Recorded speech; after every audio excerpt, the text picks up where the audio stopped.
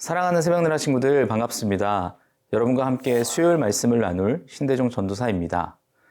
여러분들은 아마 모를 수도 있는 TV 프로그램인데요. 제가 어릴 때 즐겨보던 프로그램이 있습니다. 제목은 진실게임. 어떤 주제를 가지고 진짜인 사람과 가짜를 연기하는 사람들을 찾아내는 프로였는데요. 진짜인 주인공을 맞추면 진실의 종이 울리는 프로였습니다. 이 프로그램의 포인트는 가짜를 연기하는 사람들이 얼마나 진짜처럼 연기하느냐에 달렸었죠. 이 시대를 살아가는 우리에게도 진짜와 가짜를 구별할 수 있는 능력이 필요합니다. 미혹하는 것들과 거짓과 잘못된 가르침들이 너무나도 넘쳐나기 때문에 그렇죠.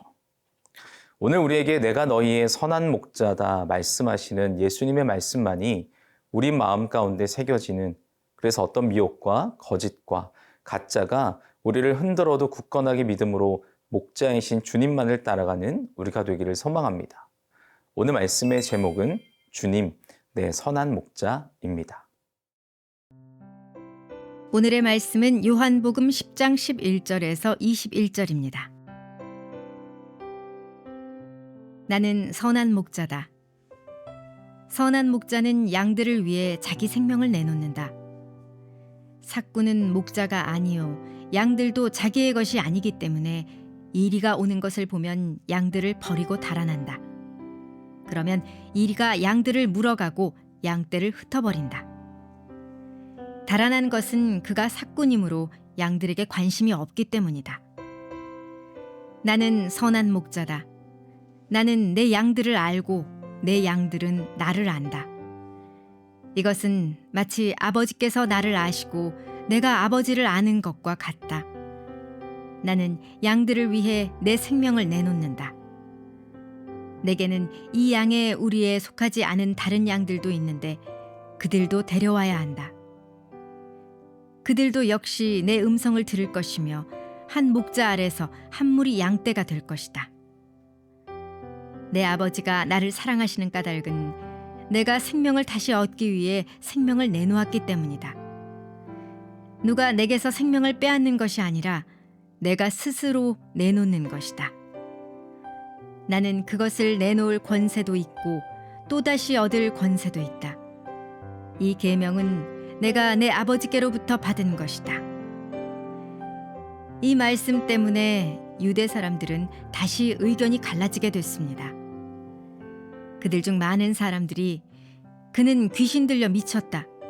그런데 왜 그 사람의 말을 듣느냐? 하고 말했습니다. 그러나 또 다른 사람들은 이 말은 귀신 들린 사람의 말이 아니다. 귀신이 눈먼 사람의 눈을 뜨게 할 수 있겠느냐? 라고 말했습니다. 오늘 본문은 예수님이 우리에게 어떤 분이신지 가르쳐주고 있습니다. 함께 본문 11절 말씀을 보겠습니다. 나는 선한 목자다. 선한 목자는 양들을 위해 자기 생명을 내놓는다. 예수님은 자신을 선한 목자라고 가르쳐 주십니다. 그분이 양들을 위해 자신의 목숨을 버리겠다는 선언을 하시는 것이죠. 이는 단순히 이 목자의 의무가 아니라 양을 사랑하는 마음에서 나오는 행동일 것입니다. 우리의 선한 목자 되어주시는 예수님은 결코 우리를 버리지 아니하시고 우리를 위해 목숨까지 내어주시는 분이십니다. 그런데 반대로 삭구는 목자가 아니며 양들도 자기의 것이 아니기 때문에 이리가 오는 것을 보면 양들을 버리고 달아난다라는 것이죠. 예수님은 우리의 죄를 대신하여 십자가에서 죽으셨습니다.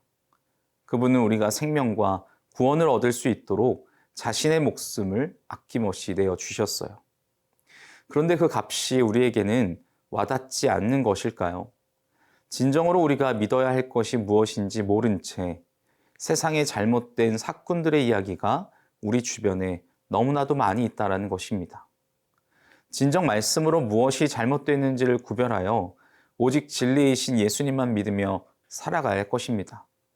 그 희생의 의미를 참되게 생각한다면 겉보기에만 좋아 보이는, 귀에 듣기에 좋은 것이 참된 진리가 아니라 진짜 예수님의 사랑과 희생을 기억하는, 그래서 우리의 선한 목자 되시는 예수님만을 믿으며 살아가는 우리의 삶이 되어야 할 것입니다.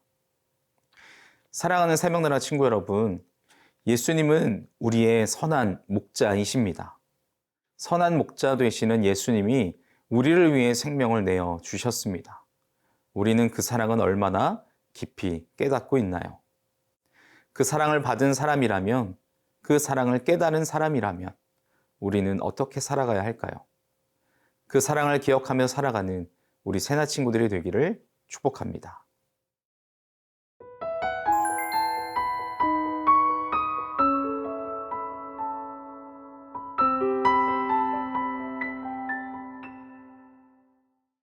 우리의 선한 목자 되시는 예수님의 말씀만을 듣고 따르는 삶을 살아야 합니다. 우리 함께 본문 16절 말씀을 보겠습니다. 내게는 이 양에 우리에 속하지 않은 다른 양들도 있는데 그들도 데려와야 한다. 그들도 역시 내 음성을 들을 것이며 한 목자 아래서 한 무리 양떼가 될 것이다. 예수님은 내 양은 내 음성을 듣고 나를 따른다고 말씀하십니다.